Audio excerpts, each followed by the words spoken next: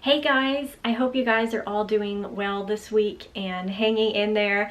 So for today's video, I'm not going to do a long intro. I wanted to just share some polymer clay items that I have made these past couple of weeks, because I'm sure, like all of you guys trying to think of fun things you can do at home, this is something that I thought would be really fun, and it was actually. So I'm going to put a link to the kit that I got in the description, and I found it on Amazon. It came with all these different colors of clay, and it also had some little plastic tools that you can use to to mold and shape your clay, and it comes with some jewelry making items and key rings and stuff like that. I think it's a really great kit.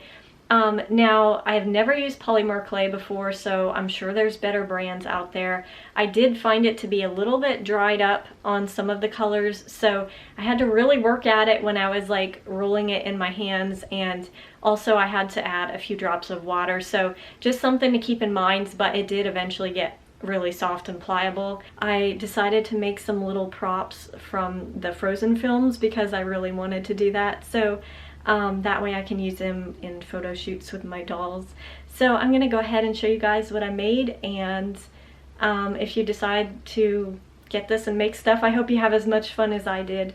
So the very first thing I knew I wanted to make with my clay were these white snow geese, and you guys will remember these if you've watched Frozen Fever.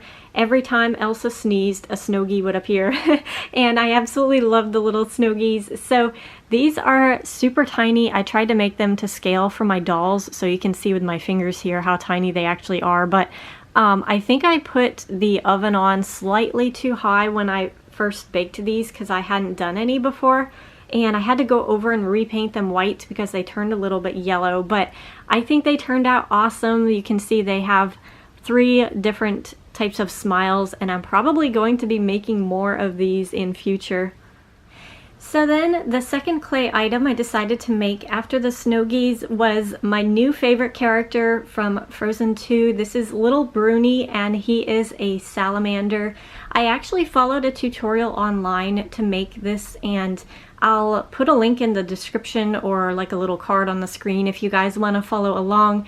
I don't think I would have been able to figure out how to make this otherwise, but I didn't quite have the right color of blue clay for his main body part, but I thought it looked close enough, and I'm so happy with how he turned out because I wanted a miniature Bruni for my Frozen dolls to hold for photo shoots.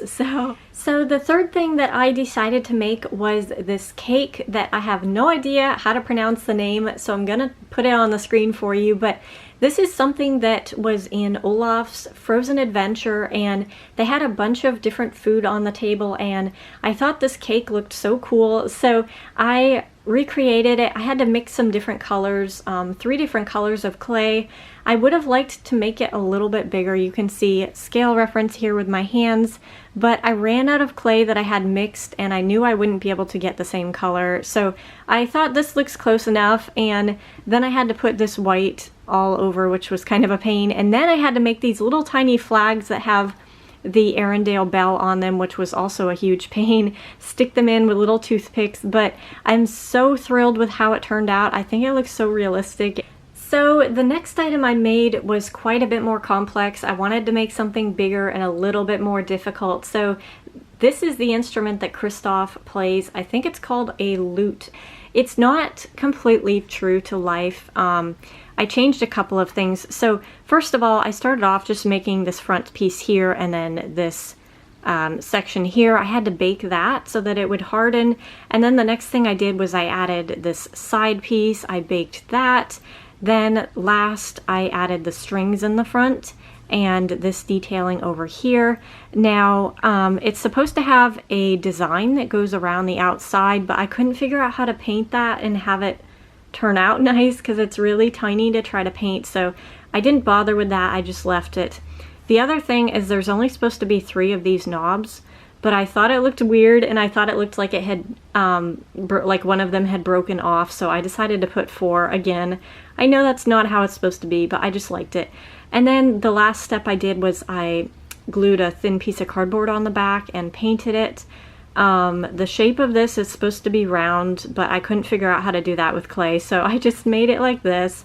I think it turned out pretty good. You get the idea of what it's supposed to be at least, and yeah, this will be great to use for my Kristoff photos. Okay, so then I wanted to make more food items, and I decided to make the fruitcake from Olaf's Frozen Adventure, and this was quite fun to make, not too difficult. I did some texturing on the bread to make it look like bread, I guess, because bread is not completely smooth, and then I added these pieces that are supposed to be the dried fruit on the top. I think it turned out pretty good again, and yeah, so cute. And I don't know why I'm so into Olaf's Frozen Adventure lately, but I really enjoyed making that.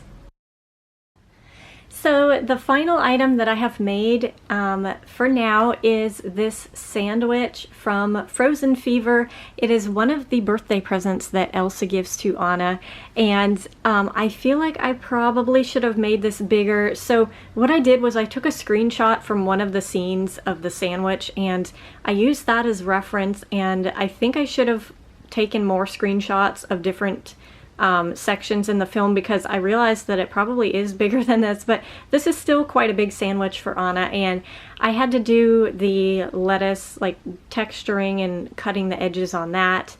I did tomato. I don't know if it's tomato or salami, actually. I couldn't really tell, but anyways, I think this turned out good. Again, it's something I'll be using as like a photo prop. Yeah, anyways, I hope you guys enjoyed this video. I had so much fun making this clay. It was very de-stressful, didn't take a lot of energy. And if you have any ideas of some other little frozen props you think that I should make in future, let me know in the comments, and I'll see if I can try to make them and make another video like this in future. But you guys have a wonderful week, and I hope you guys are finding things to do at home and staying occupied and busy. So yeah, I'm gonna go ahead and end this, and I'll see you in my next video. Bye!